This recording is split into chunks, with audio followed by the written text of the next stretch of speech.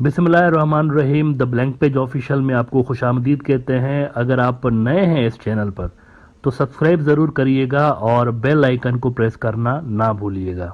Indian prime minister Narendra Modi America जा रहे हैं एक दो दिनों के अंदर, और ग़ालिबन 22 जून को एक इम्पॉर्टेंट इवेंट वहाँ पर यह होगा कि मोदी साहब अमेरिका की कांग्रेस को खिताब करेंगे। इसके अलावा एक और भी चीज़ होनी है जो कि इससे भी मेरे ख्याल से ज़्यादा इम्पोर्टेंट है, और वो ये है कि बाइडेन जो है इनके लिए डिनर रख सकते हैं मोदी साहब के लिए। अब आप सोच रहे होंगे कि इसमें इम्पोर्टेंट बात कौन सी है भाई, डिनर तो हर कोई रख रहा होता है, इसमें ऐसी क्या ख़ास बात है। ख़ास बात यह है कि ये जो प्रोटोकॉल होता है ना स्टेट डिनर वाला, ये अमेरिका का हाईएस्ट डिप्लोमेटिक प्रोटोकॉल होता है। अमेरिका हर एक को नहीं देता, ये उनका हाईएस्ट डिप्लोमेटिक प्रोटोकॉल होता है। और हाल में अगर आप देखें तो इमैनुअल मैक्रोन को मिला है, फ्रांस वाले को, और साउथ कोरिया वाले जो हैं उनको मिला है, साउथ कोरिया के हेड ऑफ द स्टेट जो हैं, उसके बाद मोदी को मिल रहा है। नाउ आप सोच रहे होंगे कि इतनी मेहरबानी क्यों हो रही है। इसके 3 वजूहात बताए जा रहे हैं, और इन तीनों का वैसे इंडिया के नेशनल इंटरेस्ट से कोई ख़ास ताल्लुक नहीं है। तीनों के तीनों अमेरिका के इंटरेस्ट से जो है ना वो जुड़े हुए हैं, तीनों की तीनों मकासद, जिस वजह से ये सारी मेहरबानियाँ उनके ऊपर हो रही हैं। पहली इंपॉर्टेंट वजह यह है कि मोदी साहब से ये एक्सपेक्ट किया जा रहा है कि वो जो कांग्रेस को खिताब करेंगे 22 जून को, उसमें वो चाइना और रशिया को खुल के रगड़ें और उनसे सवालात किए जाएंगे। रशिया और चाइना के हवाले से वहाँ पर उनसे सवालात किए जाएंगे, और उम्मीद ये कर रहे हैं अमेरिकन कि ये अब खुल के, मतलब ये बीच में जो लाइन लेकर खेल रहे थे ना कि इधर भी हैं उधर भी हैं, वो वाला लम्हा जो है ख़त्म होने जा रहा है, वो वाला जो दिन है वो ख़त्म होने जा रहे हैं। अब अमेरिकन उनसे ये उम्मीद लगा रहे हैं कि ये चूँकि हमारे इम्पोर्टेंट पार्टनर हैं इंडो पैसिफिक स्ट्रेटजी में, तो ये खुल के रशिया का भी नाम लेंगे, चाइना का भी नाम लेंगे, और ओपनली ये हमारी कैंप के अंदर आ जाएंगे। अभी तो ये थोड़ा सा बैलेंस फिर भी कर रहे हैं ना, रशिया और अमेरिका को तो खास तौर पर कर रहे हैं, चाइना के साथ तो उनका वैसे ही फटा चल रहा है। तो एक तो इनसे ये उम्मीद लगाई जा रही है कि ये चाइना को भी रगेड़ेंगे इस खिताब के अंदर, और रशिया को भी रगेड़ेंगे। अब देखना यह है कि मोदी ऐसा करता है या नहीं करता, लेकिन अमेरिकन को ये उम्मीद है। दूसरा ये है इसमें कि अमेरिकन से जो है वो एक वेपन्स की डील करने जा रहे हैं इनके साथ, टेक्नोलॉजी ट्रांसफ़र नहीं कर रहे, ये इंपॉर्टेंट बात है। टेक्नोलॉजी जो है वो सिग्निफिकेंट लेवल पर ट्रांसफ़र नहीं कर रहे, सबसे अहम बात ही टेक्नोलॉजी है। हथियार तो खैर इनके पास ज़्यादातर जो हथियार हैं वो रशियन वेपन्स हैं, और वो जो इन्वेंट्री है रशिया की उसको कम्प्लीटली चेंज करके अमेरिकन और वेस्टर्न इन्वेंट्री के अंदर कन्वर्ट करने में इनको 8-10 साल लगेंगे इंडियंस को। तो ये जो हथियार ले रहे हैं वो बहुत ज़्यादा सिग्निफिकेंट नहीं होंगे इस हवाले से, लेकिन बहरहाल अमेरिकन जो वेपन मैन्युफैक्चरर्स हैं उनके लिए तो ये फ़ायदे का सौदा होगा। तो हथियार बेचने का भी यहाँ पर एक कोशिश अमेरिका की जानिब से हो रही है। तो दूसरा ये मुद्दा है जो कि स्टेट डिनर और ये जो कांग्रेस से खिताब करेंगे उससे जुड़ा हुआ है। और तीसरा जो मुद्दा है वो बाइडेन की इलेक्शन से जुड़ा हुआ है। अमेरिका के अंदर कई मिलियन इंडियन अमेरिकन मौजूद हैं, वो अमरीकी जो कि इंडियन ओरिजिन के हैं, और लास्ट टाइम आपको याद होगा कि इसी काम के लिए ट्रंप ने मोदी को बुलाया था कि यार इधर ज़रा आकर और मेरी ज़रा आप कैंपेन चलाएं, अब की बार ट्रंप सरकार, आपको याद होगा। और मोदी ने कहा भी था, लेकिन प्रॉब्लम यह है कि मोदी साहब जिसको सपोर्ट करते हैं ना वो हार जाता है। अजीब सी पनौती है उनके साथ लगी हुई, कि जिसको बोलते हैं यार इसको तो ज़रा सपोर्ट करना, तो वो हार जाती है टीम। तो ट्रंप के साथ भी यही हुआ, मोदी साहब ने सबको कहा कि यार आप ज़रा इंडियंस जितने भी हैं यहाँ पर वो ट्रंप को वोट दें, लेकिन ट्रंप को वोट नहीं पड़े थे ज़्यादा इंडियन जो अमेरिकन हैं वैसे। ये भी इंटरेस्टिंग बात है।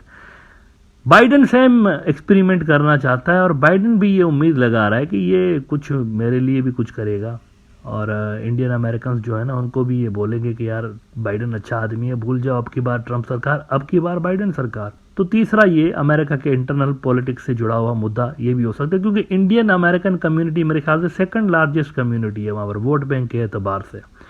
तो ये 3 मुद्दे हैं असल में जिस वजह से मोदी को वहाँ पर बुलाया जा रहा है, और ये सारी जो स्टेट डिनर और कांग्रेस से खिताब, ये सारी चीज़ें इस वजह से कराई जा रही हैं। क्या मोदी रशिया और चाइना का नाम लेगा, दिस इज़ वेरी इंपॉर्टेंट। सारी दुनिया यही देखना चाहती है।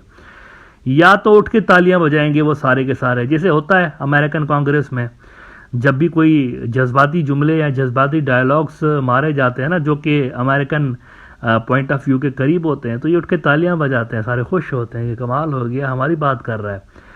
या तो फिर सारे एक ही आवाज़ में कहेंगे बू। वो आपने WWE सुन देखी होगी, वहाँ पर अक्सर कोई रेसलर अगर अश्लील हरकत कर देता है तो पूरा जो स्टेडियम होता है वो बू इस तरह से कर रहा होता है। तो या तो मोदी के साथ ये होगा वहाँ पे, अगर ये वहाँ पर कहेगा नहीं देखें ना, रशियंस भी हमारे मित्र हैं ना, रशियंस के साथ भी हम अच्छी दोस्ती, तो बू होगा उस पर। फिर अमेरिकन को गुस्सा आएगा, अमेरिकन को बुरा लगेगा। अगर ये कोई अच्छा सा स्टेटमेंट दे दें यार नहीं, रशियन तो बुरा कर रहे हैं और चाइनीज़ तो वैसे ही बुरा कर रहे हैं, रशियंस भी बुरा कर रहे हैं, यूक्रेन के साथ ऐसा नहीं होना चाहिए, तो फिर तालियां बजेंगी। तो इसीलिए 22 जून का जो दिन है वो बड़ा इंपॉर्टेंट है।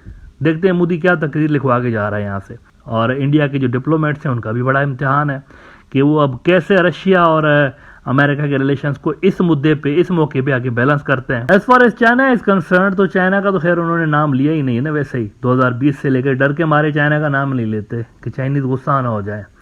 और दूसरा ये हुआ, ये जो मणिपुर के अंदर सिविल वॉर चल रही है, अब इसमें इंडियंस को डर लगा हुआ है, वहाँ के जो सिक्योरिटी से जुड़े हुए लोग हैं कि इधर चाइनीज ना फुदक जाए यहाँ पे, क्योंकि वो कहते हैं कि ये जो नॉर्थ ईस्ट के सेपरेटिस्ट हैं ना, उनका लिंक है चाइना के साथ, मतलब कई मरतबा वो इल्ज़ाम लगा चुके हैं। तो इस वक्त चाइना का नाम लेना, वैसे ही उनके बॉर्डर्स पर बैठे हुए लद्दाख में, अरुणाचल प्रदेश में, सिक्किम में, और ऊपर से मणिपुर के अंदर सिविल वॉर चल रही है, तो चाइना का अगर उन्होंने नाम ले लिया तो व्हाट इफ इसका इम्पैक्ट मणिपुर के ऊपर आ जाए तो इंडिया कैसे कंट्रोल करेगा? पहले से ही इतनी फौज डिप्लॉय करके रखी है लेकिन मामला तो कंट्रोल में नहीं आ रहा है। तो रशिया की तरह चाइना का नाम लेना भी, अगर कोई ये समझ रहा है कि चाइना का नाम लेना मोदी के लिए आसान होगा वहां पर अमेरिकन कांग्रेस के अंदर खड़े होके, तो वो भी मुश्किल है। अच्छा, वो जो मणिपुर के अंदर सिविल वॉर चल रही थी, उस दिन मैंने आपको बताया था कि कलादन प्रोजेक्ट जो है, क्योंकि इंडिया की जो लुक ईस्ट पॉलिसी है, जिसके बारे में थोड़ी देर पहले मैंने बात की पिछले एपिसोड में, ये जो जयशंकर साहब झूठ बोल रहे थे कि इसका कोई असर नहीं पड़ेगा हमारे लुक ईस्ट पॉलिसी के ऊपर, बिल्कुल असर पड़ेगा। ये मणिपुर उसका दरवाजा था असल में। तो मणिपुर के अंदर सिविल वॉर का होना मतलब धपड़धूस, ये वाली जो लुक ईस्ट पॉलिसी है, धपड़धूस इसका मतलब है। तो कलादन प्रोजेक्ट के बारे में उस दिन आपको बताया था कि जो सिलीगुड़ी कॉरिडोर का अल्टरनेट ढूंढ रहे थे म्यांमार के जरिए, रखाइन स्टेट के जरिए, वो धपड़धूस हो गया ना, वो खत्म हो गया, क्योंकि वहां पर काम ही ऑलमोस्ट स्लो हो चुका है। इंसर्जेंसी वहां पर जो चल रही है रखाइन स्टेट के अंदर, उन्होंने इंडियन जो प्रोजेक्ट चल रहे हैं उनको स्लो करके रखा हुआ है। लेकिन एक और भी इंडिया का प्रोजेक्ट यहाँ से चल रहा था जो कि मणिपुर से जुड़ा हुआ था, और वो ये था कि इंडिया मणिपुर से एक रोड निकाल रहा था जो कि म्यांमार से होता हुआ थाईलैंड जा रहा था, और थाईलैंड से फिर आगे आसियान के दीगर ममालिक में इंडिया रोड कनेक्टिविटी बना रहा था। तो वो वाला प्रोजेक्ट भी धपड़धूस हो चुका है।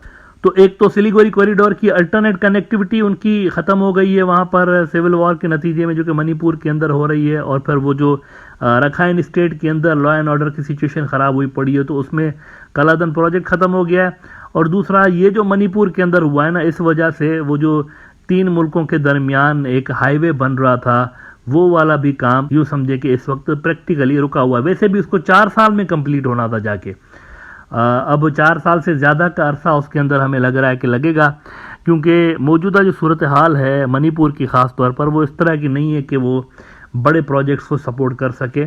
नाउ इन सब वनरेबिलिटीज़ के चलते ये देखना अगेन बड़ा इंटरेस्टिंग होगा कि 56 इंच वाले बाबा जी जो हैं, क्या वहाँ अमेरिकन कांग्रेस में जाकर वाशिंगटन वाले बाबा को खुश करते हैं या नहीं करते, ये देखना बड़ा इंटरेस्टिंग होगा। वाशिंगटन वाले बाबा अगर खुश हो गए तो बीजिंग वाले बाबा नाराज हो जाएंगे और मॉस्को वाले बाबा जी भी नाराज हो जाएंगे। लेकिन प्रॉब्लम यह है कि इंडिया ना वाशिंगटन वाले बाबा जी को नाराज कर सकता है, ना मॉस्को वाले बाबा जी को नाराज कर सकता है, ना बीजिंग वाले बाबा जी को नाराज कर सकता है। तो बड़ी ट्रिकी सिचुएशन में इस वक्त इंडिया फंसा हुआ है। अब देखते हैं, 22 जून का इंतजार करते हैं कि वहां पर क्या होता है अमेरिकन कांग्रेस के अंदर।